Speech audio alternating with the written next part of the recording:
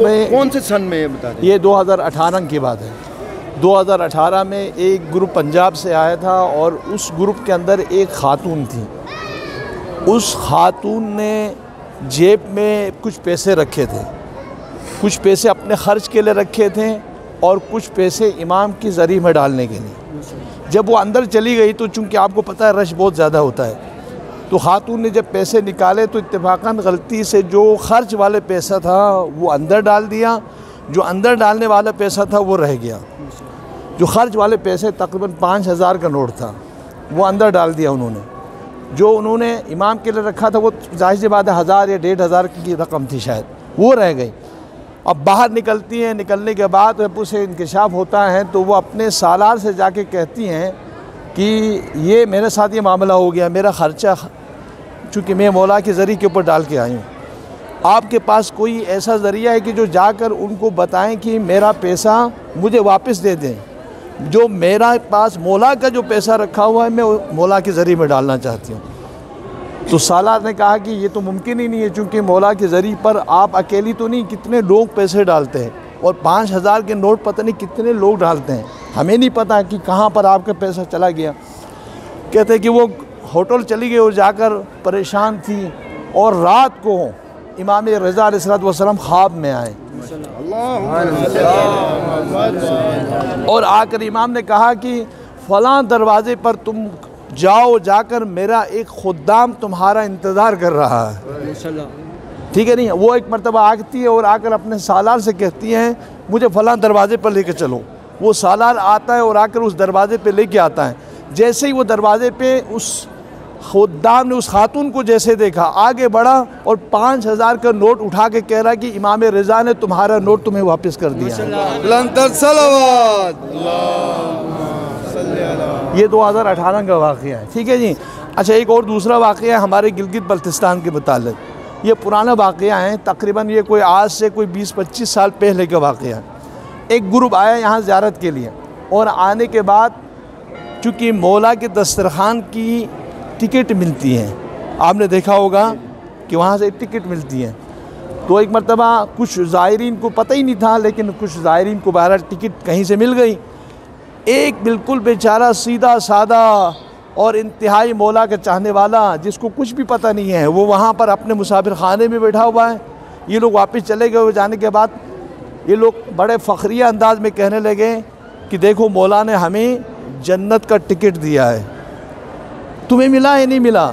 उसने कहा हमें तो कोई टिकट विकट नहीं मिला। उसने कहा कि हमें कोई टिकट विकट नहीं मिला, या मौला की तरफ से कोई ऐसी चीज़ मिली नहीं। उन्होंने कहा कि देखो मौला ने हमें जन्नत का परवाना दिया है। अब ये शख्स जो है जिसका दिल टूट जाता है और आकर हरम इमाम अली इब्न मूसा रज़ा अलैहिस्सलाम में आता है और आकर गिरिया वो जारी करता है और मौला से एक जुमला कहता है, मौला मैं आपके पास बड़ी उम्मीदें लेकर आया हूँ, मेरे साथियों को आप जन्नत की टिकट दे रहे हैं, क्या मैं इस काबिल नहीं हूँ कि मुझे भी दे दें?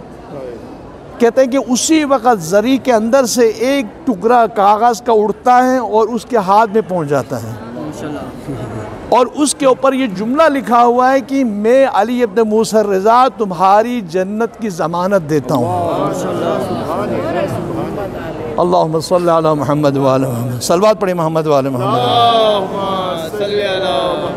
और ये बंदा आज भी ज़िंदा है। हमारा एक इलाक़ा है गिलगित बल्तिस्तान, गिलगित बल्तिस्तान का एक ज़िला है, ज़िला खरमंग।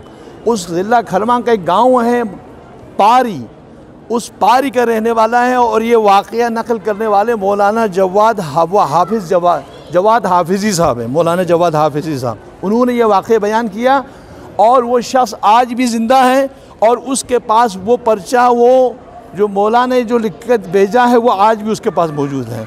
उसने ये वसीयत की है कि जब मेरा इंतकाल हो जाए तो मेरे कफन में इस टुकड़े को या जुमले को रखा जाए। बाबा से बुलंद सलवात पढ़े मोहम्मद वाले।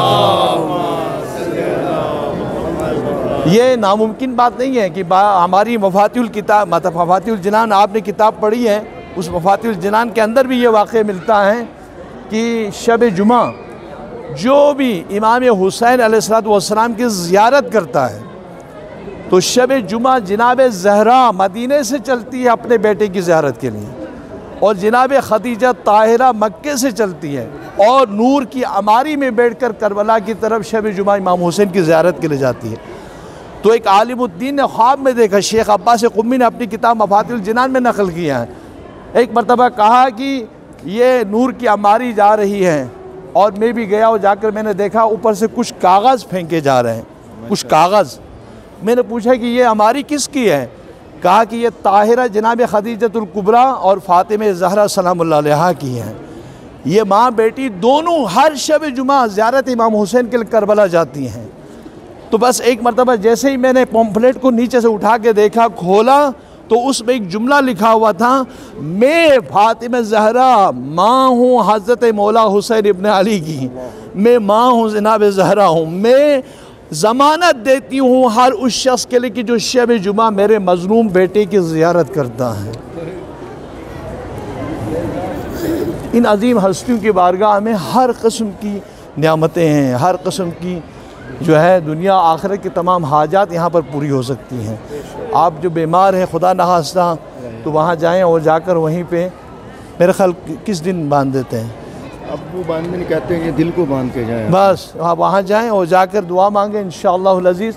परवरदिगार आलम इमाम रऊफ़ हज़रत अली इब्न मूसा रज़ा की बारगाह में अल्लाह आपको शिफाए कुल्ली अता फरमाए। परवरदिगार जितने भी मरीज़ मुमनाद है, कोरोना में मुब्तला है या किसी भी मरज़ में बीमारी में मुब्तला है, परवरदिगार उनको अली इब्न मूसा रज़ा के बरकत से शिफाए कुल्ली अता फरमाए। मेरी वालदा को परवरदिगार इनके वालदा को भी सेहत व सलामती अता फरमा।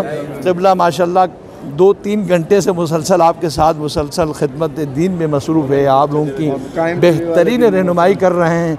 परवरदिगार इनको सेहत व सलामती, तंदुरुस्ती, तूलानी उम्र और इज़्ज़त व वक़ार में इजाफ़ा फरमाए। हमारी एक मामी, उनके घुटनों में बहुत दर्द है, दर्द की वजह से क्या तो वो दुआ करनी चाहिए। हाँ, किस करें?